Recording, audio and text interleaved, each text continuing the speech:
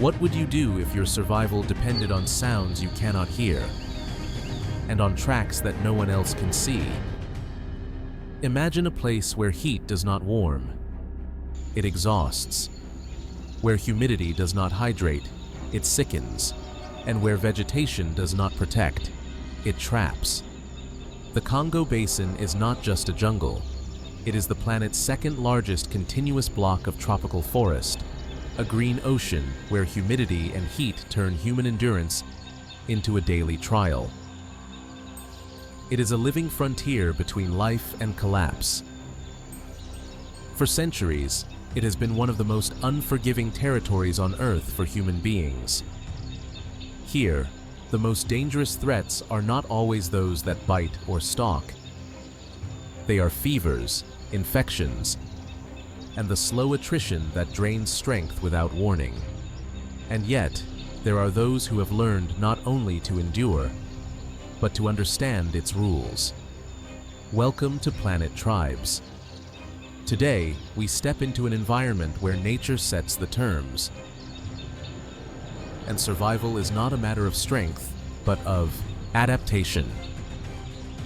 We will meet four peoples, four different ways of reading, interpreting, and responding to an environment that does not forgive. Each represents a deeper level of symbiosis with the forest. And the further we go, the less room there is for error.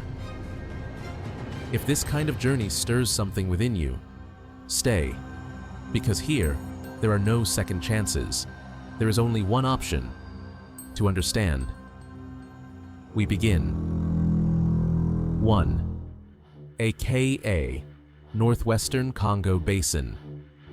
In the tropical rainforests of northwestern Congo, between the southwest of the Central African Republic and the north of the Republic of the Congo, live the AKA.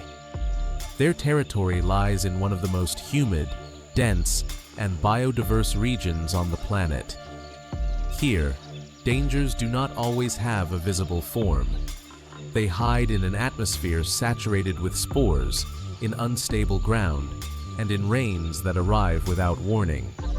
And sometimes they are microscopic: an infected bite, a fever that rises at night, or an intestinal parasite that drains you from the inside.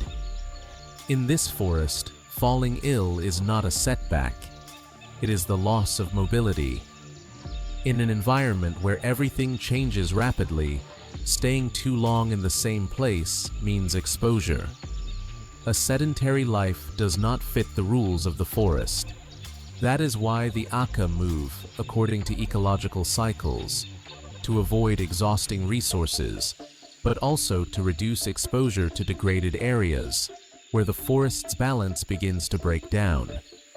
They gather fruits such as moabi and safu, extract edible roots and tubers, collect caterpillars during the rainy season, and search for honey by observing the behavior of certain birds. They also use leaves, bark, and resins as preventive and curative medicine. Every resource is used with knowledge. They take only what is necessary and allow the environment to recover. Mobility is not random. It is guided by concrete signs: the condition of plants, the presence of certain insects, animal behavior, and changes in soil moisture. They adjust their routes according to the season and avoid returning to the same place until the environment has fully regenerated. Hunting follows a similar logic. The BAKA use hand-woven nets in which men and women participate in a coordinated way. They do not chase prey for hours. They surround it, guide it towards strategic points in the forest, and capture it without exhausting either the group or the ecosystem. Their diet is supplemented with roots, fruits, insects, and fish. In rivers, they catch small catfish, characins, and electric species using plant traps and nets set in shallow areas. Fish is eaten fresh or preserved by sun-drying or smoking, especially during periods of movement. Rivers are also navigation routes, sources of medicine, and spaces where the signals of the forest can be read. Here, the riverbank does not divide, it orients. Knowing when to cross, which plants to use, and how to move with the current is part of an oral knowledge passed down through generations. Fire, in turn, is an essential tool. It is not used only for cooking or warmth, but to define a safe space amid constant humidity. Smoke drives away disease-carrying insects, dries the immediate surroundings, and creates a symbolic boundary that many animals recognize. Every night, the fire is kept burning in shifts. That watch is not only vigilance, it is health. Fire stabilizes the immediate environment and allows rest without humidity punishing the body during the night. If they need to move, embers are kept alive inside hollow bark, ready to be reignited. When they leave, the fire is carefully extinguished, because a poorly extinguished campfire can be more dangerous than any predator. The BAKA do not seek visibility. On the contrary, their way of inhabiting the forest is based on discretion. Their presence is minimal. No visible tracks, no obvious routes, no more disturbance than necessary. Their orientation does not rely on fixed points, but on subtle signs. A change in the slope of the ground, a freshly bent leaf, an altered pattern of insects. They do not follow the prey directly. They observe how the forest reacts to its movement and anticipate its location. They avoid conflict not out of weakness, but out of strategy. They know that the most destructive threats can be silent: foreign diseases, uncontrolled contact, or a simple disruption of their traditional patterns. In rivers, they recognize signs invisible to others, such as the presence of the hippopotamus, an animal with silent movements, territorial and extremely dangerous. They do not confront it, they detect it in time, and they move away. Since the 19th century, ethnographic records have described the BAKA as experts in hunting and gathering. Despite having established exchange relationships with neighboring agricultural peoples, they never lost their autonomy or their bond with the forest. Their economic system is based on mobile self-sufficiency and on a refined understanding of the environment that allows them to live in balance with one of the most demanding ecosystems in the world. Today, this way of life faces increasingly complex threats. Industrial deforestation, agricultural expansion, and extractive pressure reduce their living space. Forest concessions, road construction, and illegal mining fragment their territory without consultation or compensation. And this process is not new. Since colonial times, the BAKA have been pressured to settle, to integrate as cheap labor, or to abandon their culture in exchange for minimal benefits. Even so, their response has always been the same: move, adapt, resist without breaking. Because they know that balance with the forest is not a cultural choice. It is a condition for survival. Yet from the outside, their way of life continues to be treated as an anomaly, as if self-sufficiency, mobility, and ecological respect were signs of backwardness rather than adaptive intelligence. So, can a system that works survive if the world around it insists on erasing it? The answer does not lie only with the BAKA. It also lies with those who, without the possibility of retreat, face danger from within. Because not everyone can disappear before being reached. Some must remain, and endure as the environment changes, not through direct violence, but through constant attrition. In these territories, the threat does not chase, it settles in. It does not roar or charge. It seeps into the air, the water, the skin. And when it is finally felt, the damage has already begun. What you will see next is another form of adaptation, a territory where the jungle is neither fought nor avoided. 2. BAKA, Southeastern Rainforest. If the AK survive by reading the movement of the forest, here life depends on something even more relentless: decomposition. Because when everything is damp, everything rots faster: wood, food, and skin as well. In this forest, a small wound can turn into an infection before it seems serious.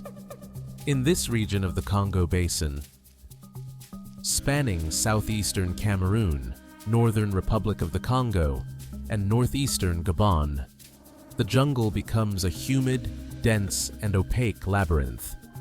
Rain is frequent. The soil is acidic and poor. Orientation is a challenge for anyone who did not grow up within its rhythms. Every step demands caution, because here, danger does not announce its arrival. It makes no sound. It does not move in plain sight. It crawls through the leaf litter, camouflaged in shapes and colors that give no warning. Like the Gabon viper, whose bite can trigger a slow and irreversible decline. In this place, discretion is not a cultural choice. It is the only viable way to live. The BAKA adjust their movements to animal behavior, flowering cycles, and the subtlest changes in vegetation, but also to something that escapes the untrained eye: the human body itself. Because here, the greatest risk is not getting lost. It is the body failing from within.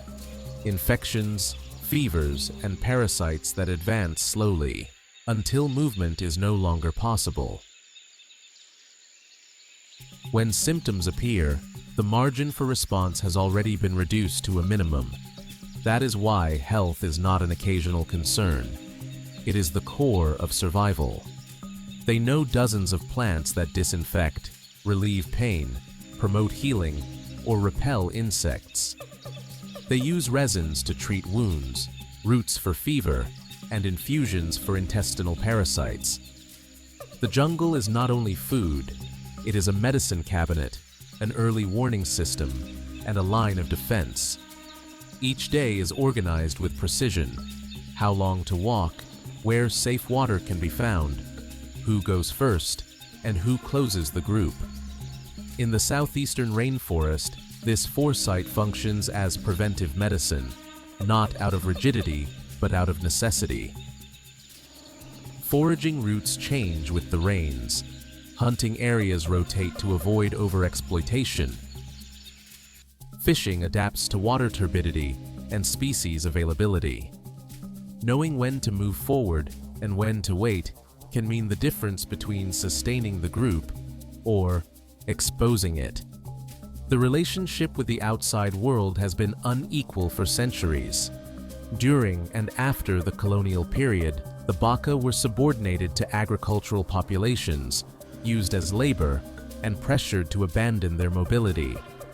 In many cases, contact brought new diseases, loss of territory, and deep social ruptures. Today, many families return to the forest not as a symbolic act, but as a vital necessity. There, they maintain practices that are not remnants of the past. They are effective, proven techniques for eating, healing, and moving without exposing the group. Their subsistence combines small game hunting, seasonal fishing, the gathering of fruits, roots, insects, and honey, one of the most valued resources for its energy and storability. Clothing, when used, responds to the environment: light, minimal, and functional. Even when garments are obtained in nearby markets, inside the forest, the logic of the place prevails. The balance between people and their environment is transmitted through songs, stories, and rituals linked to figures such as Jengi, a forest spirit who not only protects, but teaches. These expressions are not folklore. They are educational tools. Through them, safe routes are marked, useful plants are remembered, and rules regulating hunting and movement are communicated. Language is the thread that holds this network of knowledge together. Within it are encoded signals, advice, and warnings. When a word is lost, part of the ecological map built over generations disappears as well. Their tools, bows, traps, containers, are made from materials found in the environment, designed not to dominate, but to coexist. Their resilience is not visible in confrontation. It reveals itself in persistence. Here, when a place begins to fall ill, they do not wait for tragedy to confirm it. They leave before that happens. If this kind of rigorous documentary interests you, subscribe to Planet Tribes. We are not looking for noise. We are looking to understand the world with respect and depth. Stay alert. What comes next is not transmitted as a story. It is embodied. Because in the deepest parts of the forest, knowledge is not stored. It is lived, or it is lost. And every step, every decision, costs real energy. 3. MBUTI. Ituri Forest. In the geographical heart of Africa, within the Ituri Forest, lies one of the densest, most humid, and most impenetrable rainforests of the Democratic Republic of the Congo. Sunlight barely reaches the ground, vegetation closes in on itself, and human movement becomes slow and demanding. For those who live here, the forest is a constant provider. But it is also an environment that does not tolerate distraction. The isolation of these communities is not a historical accident. For centuries, the combination of natural barriers, extreme humidity, and the absence of passable routes has limited outside access. Moving through Ituri requires understanding rhythms, distances, and signals that cannot be learned by observation alone, but only by living within the environment. Here, the primary danger does not manifest immediately. It is accumulated physical exhaustion. In Ituri, fatigue is not just tiredness, it is a loss of precision. And when the body loses precision, the forest exacts a price. Progress means constantly crouching, forcing a path through vegetation, and maintaining balance for hours. Fatigue is not a passing discomfort, but a risk factor.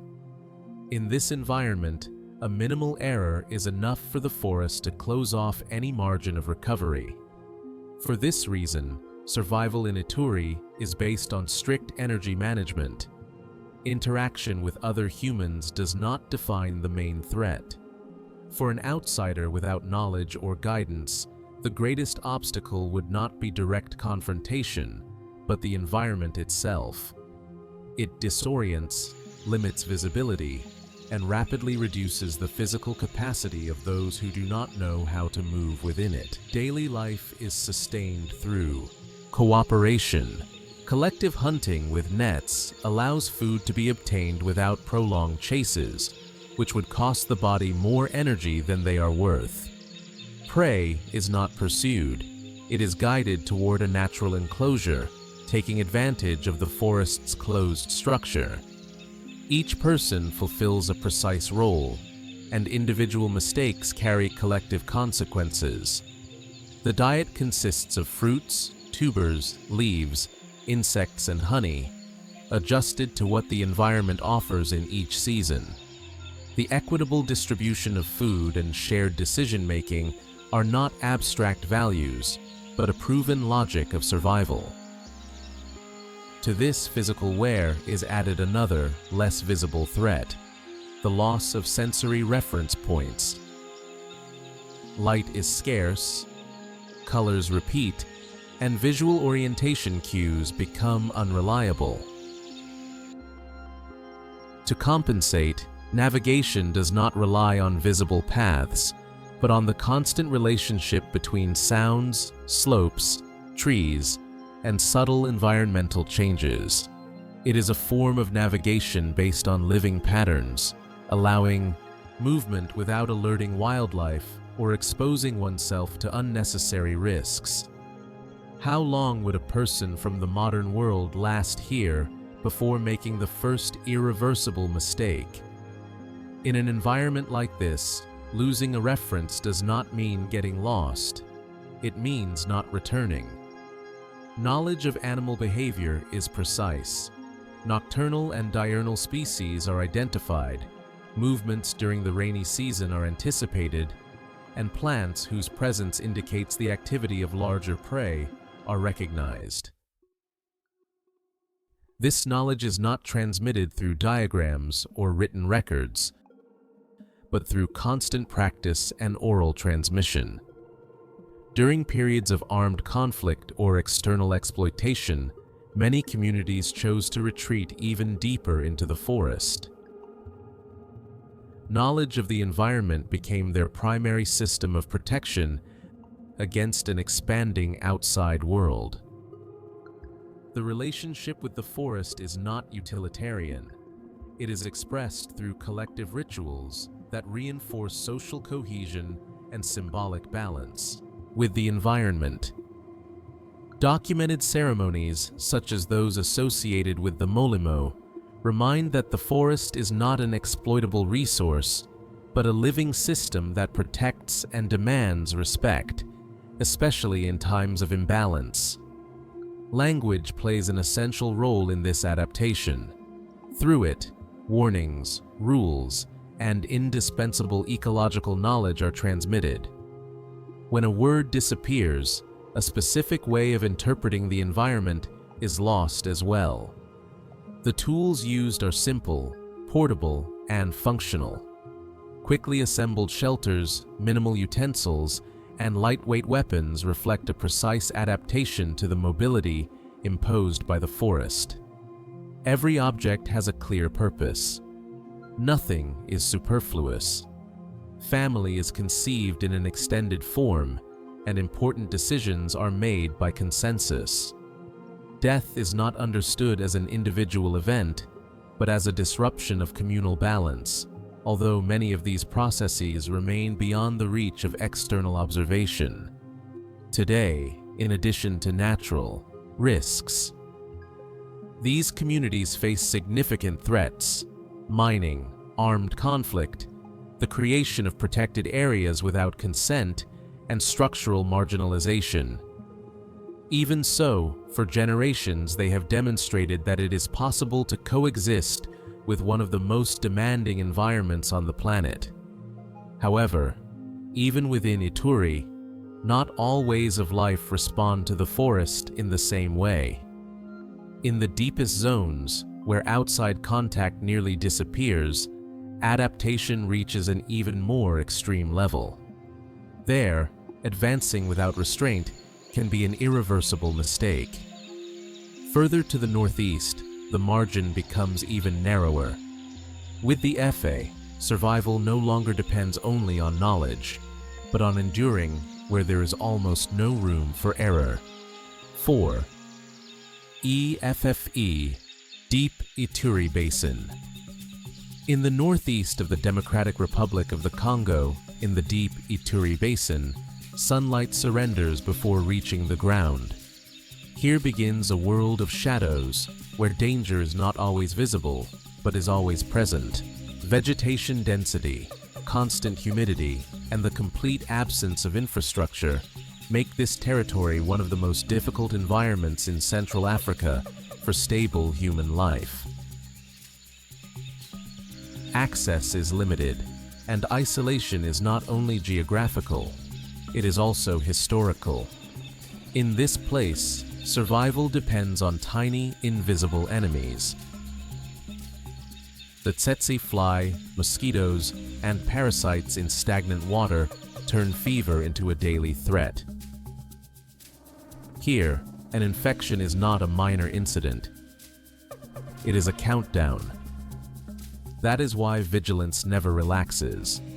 A simple scratch, in an environment saturated with moisture can turn into a mortal risk. Here, the body is monitored like a map. Skin, wounds, bites, fever. The deep forest demands constant observation. Areas where air barely circulates and insects concentrate. Clearings where the sun drives temperatures sharply upward. Temporary wetlands teeming with larvae. Each microclimate imposes different rules, and recognizing them is a matter of survival. Medicinal knowledge is precise. Specific plants for fevers, wounds, or bites are used with accuracy, and this learning is transmitted through direct practice and song, a way of preserving vital information without writing. But not all danger is biological. In the lower strata, a large African python, Sebe's python, blends into the vegetation, motionless, waiting for the right moment. It is not venomous, but its strength and stealth make it a real threat. On the ground, safari ants advance in dense columns, forcing constant alertness even at night. Here, aggressive defense is not imposed.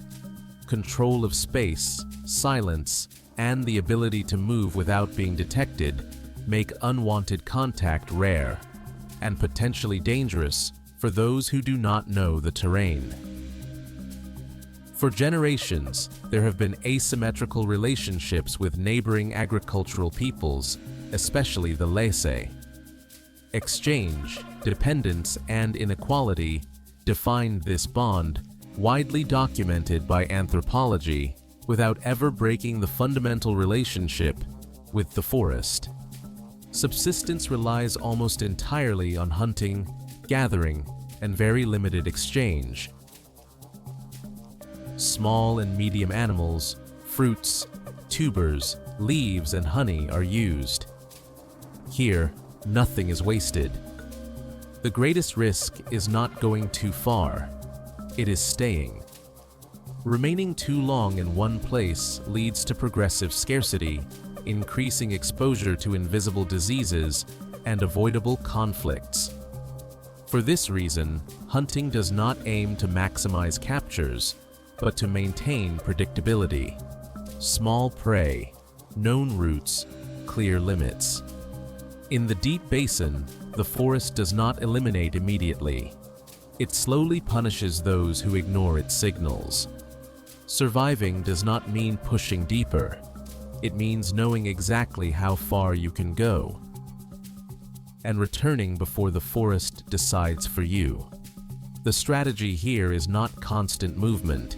It is socially anchoring territory. Micro-ecosystems, flooded clearings, decomposing logs, temporary water holes are used as food sources.